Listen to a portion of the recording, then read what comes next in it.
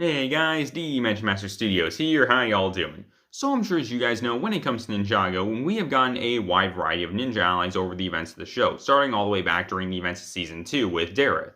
In a previous video, I talked about my personal 10 least favorite ninja allies that we have gotten when it comes to the show. And so in today's video, I decided that I was going to talk to you guys about my personal 10 favorite ninja allies that we have gotten when it comes to the show. Now, this is obviously just my own opinion, yours can be different, and that's totally fine. Feel free to leave your personal opinions down below. And before we do get into this whole thing, there is a couple things I have to say prior to this.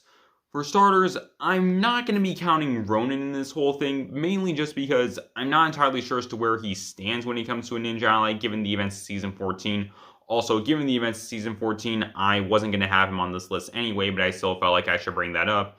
And also, I'm not going to be counting Little Nelson in the time of me making this video, mainly because, although yes, he has been a ninja ally for a while at this point, and he is going to be in the crystallized sets and everything, and from the way things are looking, he is going to play some kind of big role in crystallized. At the time of me making this video, I haven't seen that yet, considering, well, the new episodes of crystallized aren't out yet. So I may update this video after the events crystallized, but hey, we'll see. And so that's pretty much all I got for you guys. Let's get into this whole thing. Number 10, Dareth. Dareth was the OG ninja ally. He was the guy who started it all the way back during the events of Season 2. He was the original owner of Grand Sensei Dareth's Mojo Dojo. And for the most part, he was a comic relief character trying to become the Brown Ninja. And for the most part, in my opinion, Dareth was legitimately funny, honestly. I did like a lot of the antics that he got up to, and he was just a pretty great character, all things considered. And again, he was mostly pretty funny, and he was able to lead to some genuinely comedic moments all throughout the events of the show, mainly again with him being the Brown Ninja. And he was also able to prove himself to be pretty useful at multiple points during the events of the show. Then Season 6 rolled around, and what the heck happened when it came to Dareth? Prior to this, Dareth was just a nice guy trying to help out the ninja and just doing whatever he could in order to just help out. Season 6 rolls around and he just becomes some guy trying to get rich off the ninja's success. This feels really weird, especially considering the fact that the idea that Dareth is just really obsessed with money and wants all his fame and success and everything. That was never shown at any point prior to the events of Season 6, actually.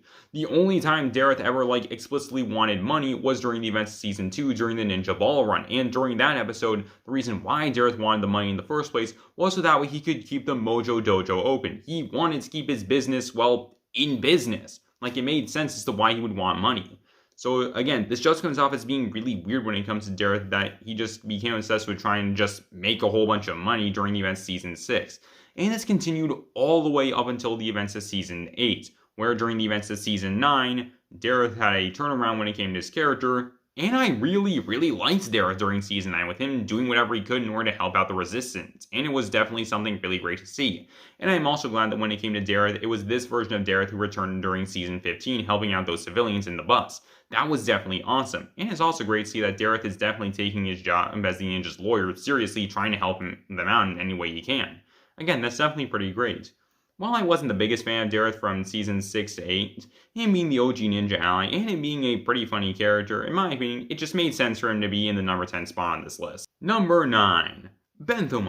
Bentham at this point is the latest ninja ally being introduced in Season 15, and I thought he was a pretty neat character, all things considered. I think it's cool that when it comes to him, he's Calamar's adopted brother. That's definitely something pretty cool. And the reason why he's doing everything throughout the events of the show is because it's the dying wish of his dad, King Trimar, who did legitimately care about him a lot and thought of him as a real son, even though he was adopted. That's definitely something pretty cool. And it's just cool overall that when it comes to Calamar and Bentham, the two of them just have this pretty interesting dynamic, since again, they are adopted brothers after all. That is definitely something pretty interesting. Although I do have a couple issues when it comes to Bentham, mainly because, as for stars, when it comes to his flashback episode, The Tale of Bentham, we really don't learn all that much about him. Pretty much everything we do learn is just stuff we already knew about him, just he was adopted by King Trimar, Calamar doesn't like him, and that's kind of it. And honestly, the episode overall felt a lot more like a Calamar flashback episode as opposed to a Bentham flashback episode. We don't even learn what kind of sea creature thing Bentham is. So, there's that. Also, I had a few theories that I made about Bentham that were proven false during the events of Seabound, so yeah, I didn't really like that all too much, but still I do like Bentham, and again, I do think he's a pretty cool character, all things considered. so I decided to just put him here on the list. Number 8. Zippy. I know that this is kind of weird considering the fact that Zippy's a dragon, meanwhile all the other characters are human or human-like. But just, I figured I could make an exception when it comes to Zippy because literally after one single episode, Zippy instantly became my favorite dragon during the event into the show. Just seriously.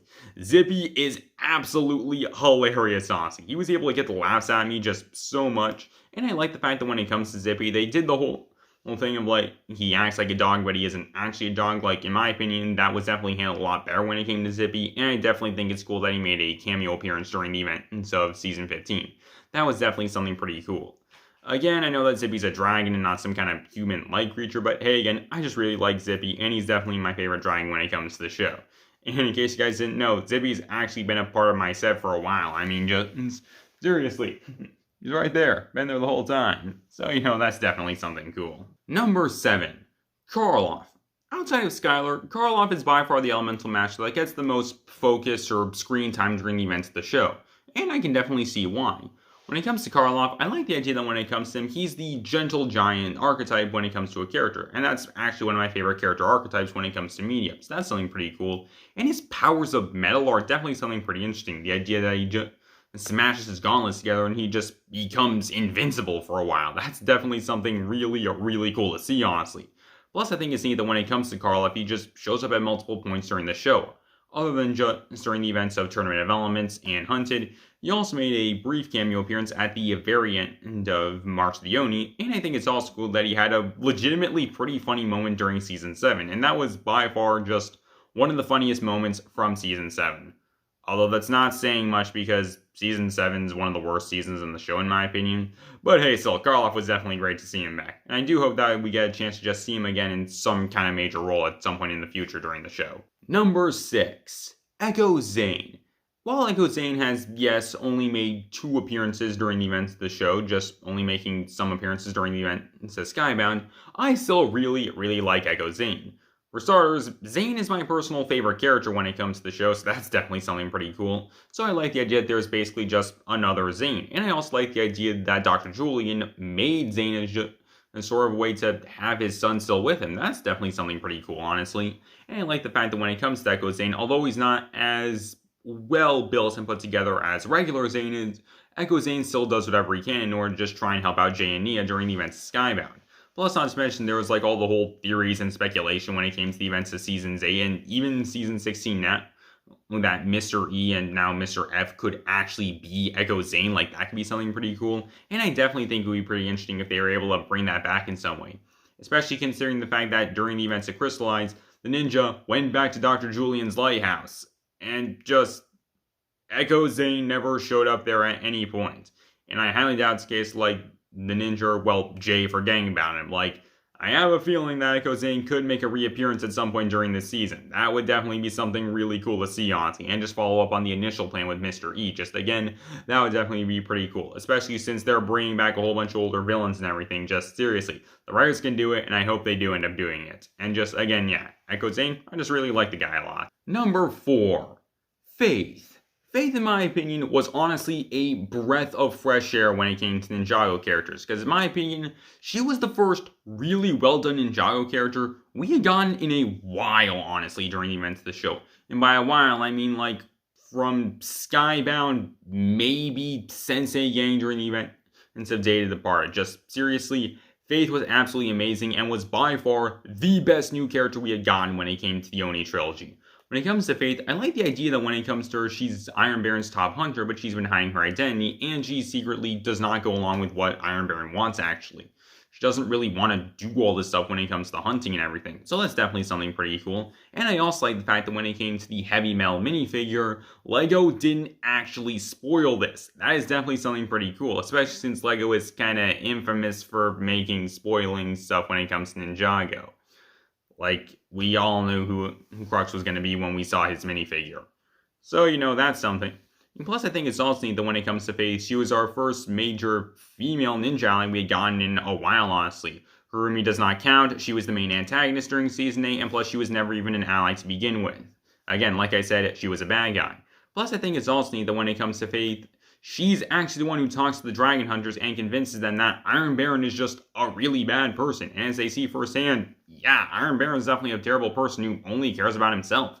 So I think that's something pretty cool. And I also think it's really cool that she made a reappearance during the events of Season 10, showing that allies from other realms can actually make a reappearance during the events of the show, which is something that I really hope we get to see when it comes to one ninja ally later on during this list. And if you've seen the show, you know exactly who I'm talking about. Number 3. Skylar. Outside of Dareth, Skylar is definitely the ninja ally who has made the most amount of appearances during the events of the show. And I think it's pretty easy to see why. Skylar's just a pretty neat and interesting character, all things considered.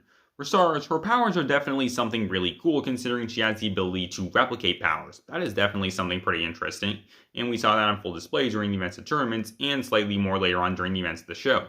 Plus, she also made a brief cameo during the events of Season 5, so that was something pretty cool. She was given a somewhat larger role during the events of Skybound, helping out the ninja replacements. She once again made a brief cameo appearance during the events of Season 7. She played a big role during the event of Hunted with the Resistance storyline, and arguably played a bigger role in the Resistance storyline than Nia did. She made a brief cameo appearance at the end of Seasons 10 and 15, and she's obviously going to be playing a bigger role during the events of Crystallize, and we have seen that with her actually using her powers once again in order to help save Nia.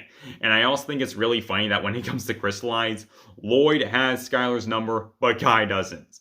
Kai doesn't have his own girlfriend's phone number. I just think that's kind of funny, honestly. And just Skylar overall, again, it's just something pretty interesting to see her be this reoccurring character during the events of the show, and I honestly hope that we get more ninja allies who are like this during the events of the show. Just these characters who are able to make appearances over and over again. That's pretty cool. Plus, also, there's the other thing of how she is also Chen's daughter, so that's definitely a pretty big plot twist, especially since we didn't get any ideas of that going on. And so, again, it's something pretty well done, honestly, and just, again, Skylar overall, she's just a pretty cool character. Number 3. Okino. I've talked about it a few times during the event in some of my videos, but for those of you who don't know what I am talking about, in my opinion, Season 12 introduced just a lot of really bad ninja allies, and if you haven't seen my top 10 least favorite ninja allies, spoiler alert, every single one of them is on that list, with Okino being the only exception.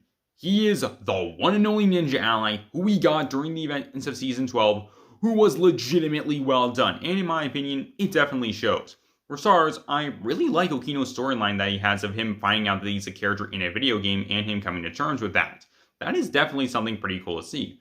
Plus, I also like the idea that they stretch out this arc over the events of multiple episodes. That, in my opinion, was a really well done decision to make, actually showing how much he grows and changes over the events of him traveling with a ninja.